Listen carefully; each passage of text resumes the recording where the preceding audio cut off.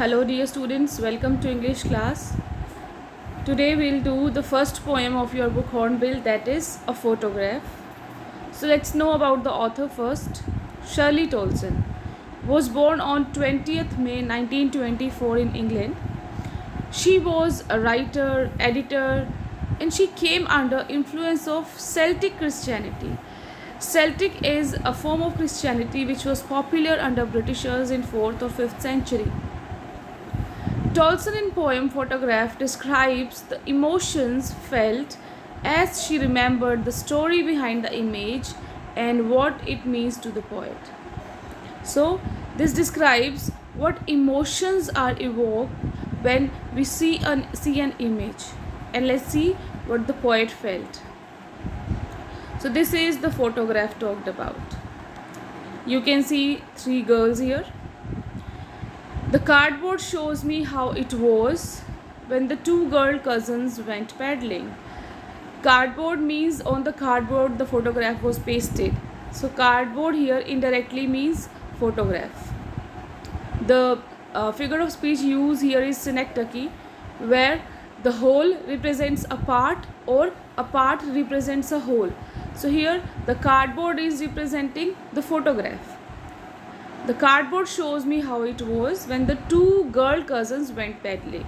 So the photograph is about two girl cousins who went for paddling. Each one holding one of my mother's hands, and she, the big girl, some 12 years or so. So each one means these two cousins were holding one of poet's mother's hands. So in total there were three girls. In center was the poet's mother. Then only it was possible that the two girl cousins were holding her mother's hand on each side. So there were three girls. So in the middle you can see the big girl, and she is poet's mother, and she, the big girl, some 12 years or so. All three stood still to smile through their hair at the uncle with the camera. So these three girls went for a sea holiday with the uncle, and they were giving pose. They were smiling for a photograph, and their hair were flying due to air. A sweet face, my mother's. That was before I was born. Okay, so the mother is very young. She is only 12 years old. So her face is very sweet.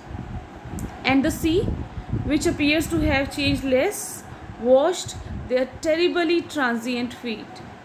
So here, if we see the mother is changed very much. Mother is no more now.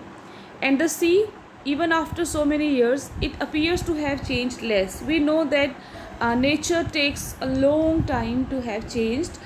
It is the reason that if we compare nature and human beings, so generally it is told that nature is permanent and human beings are temporary in the comparison. Okay, so sea, which is nature, it has not changed less. And the sea was washing there refers to the three girls. Terribly transient, very transient. Here the figure of speech is transferred epithet. Okay, where one adjective is used for some other you can say noun or pronoun or other quality. So terribly transient feet, very temporary feet. So this is that the sea was washing their temporary feet. Why they are said to be temporary? Because on one side we are talking about sea, which is very permanent. On the other side we are talking about the human feet, like the feet of the women. So they are said to be temporary in context to their very short life in comparison with the nature. Some 20-30 years later, she would laugh at the snapshot. So now Shirley Tolson, the poet, is remembering how the lady, the mother, used to look at the photograph and what she used to say. So some 20-30 years later, she would laugh at the snapshot. She laughed at the snapshot, and she said, "See Betty and Dolly." Betty and Dolly are the name of the two cousins.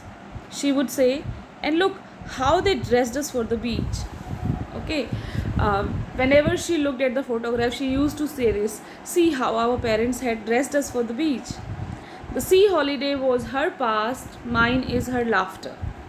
So the sea holiday was the mother's past when she was alive and she was looking at the photograph.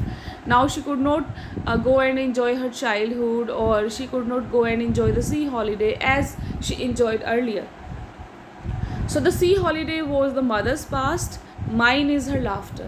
For the poet, the mother's laughter when she used to laugh looking at the photograph, that is poet's past because the mother is no more. Okay. Both rye with the labored ease of loss. This line is very, very important. Rye, you can say to get upset, to get disappointed. So both refers to the mother and the daughter, the poet. The mother and the poet both are disappointed because they both have lost something. With the labored ease of loss means they have to do the labor, hard work to make the loss look easier. They do not want to show it to everyone. They just wanted to hide this loss inside them. They did not want to show that they were upset. So they both were disappointed, and they had to do so much hard work to show that the loss was easy. So labored and ease, they both are the words which you see together. Labored ease, opposite words are there. Okay, so here the poetic device is oxymoron. When two opposite words are used together, then it is oxymoron. Now she's been dead nearly as many years as that girl lived. Means 12 years was the age of the girl in the photograph, and now there are 12 years to when the mother was dead. And of this circumstance there is nothing to say at all. So she is so upset with the death of her mother that there is nothing to say at all. It happens sometime that you are so upset that you do not want to utter even a single word. You do not want to talk to anyone. Its silence silences. Its refers to of the photograph. So the silence in the photograph, of course the photograph was silent. The photograph cannot speak. So the silence of the photograph was silencing the poet. It was actually not the photograph, it was the memories of the mother, the death of the mother, which was making the poet silent. So here the figure of speech is personification, because the silence making somebody silent. Silence cannot do anything. So it is personified here. The figure of speech here is personification. This was your short and sweet poem. Main idea is death can numb you, can make you just lifeless, feelingless, and leave you at a loss of words. Okay, when your close one is dead or you have to face this kind of situation, there are no words. We just don't want to speak. The finality of death and the loss cannot be expressed in words. Death can silence you and leave you speechless.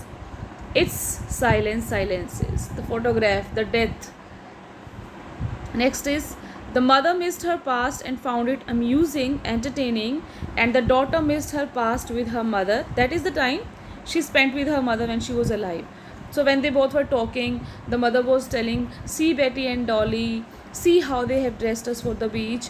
These are the past memories. Whenever the mother used to look at the photograph, she used to say these things to her daughter, see my photograph. So when she was alive, there was a conversation between mother and daughter. Next, the word transient feat has a special significance. They show how transient, temporary human life is as compared to nature. Okay. The poet realizes that she has lost her mother, and so that labored ease of loss sets in. Labored ease of loss. See it carefully, because it is difficult for her to forget her mother and put behind her past and move on. It has ease because the pain of the loss is reduced with time. Okay, 12 years have been passed, so somewhere the pain has started getting recovered. Time acts as a healer and the daughter moves on. So even though she hasn't really forgotten her mother, but then she is not even in as great a pain now, 12 years after her mother's death, as she was when her mother died. So the pain has somewhere reduced, has somewhere got easy.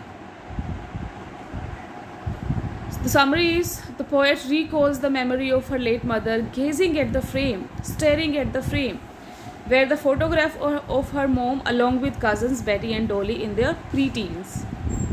The photo refers to one of their visits to the sea beach. At that time, the mother's face had the sweetness of a young girl. Transient feet refers to the transience, temporariness of life. She recalls how mom had looked at the photo 20-30 years later and laughed at the attires, dresses that she and her cousins were wearing. The sea holiday was a thing of past for her. Her smiling face had become a thing of the past for the poet, just as the mother's childhood had been for her.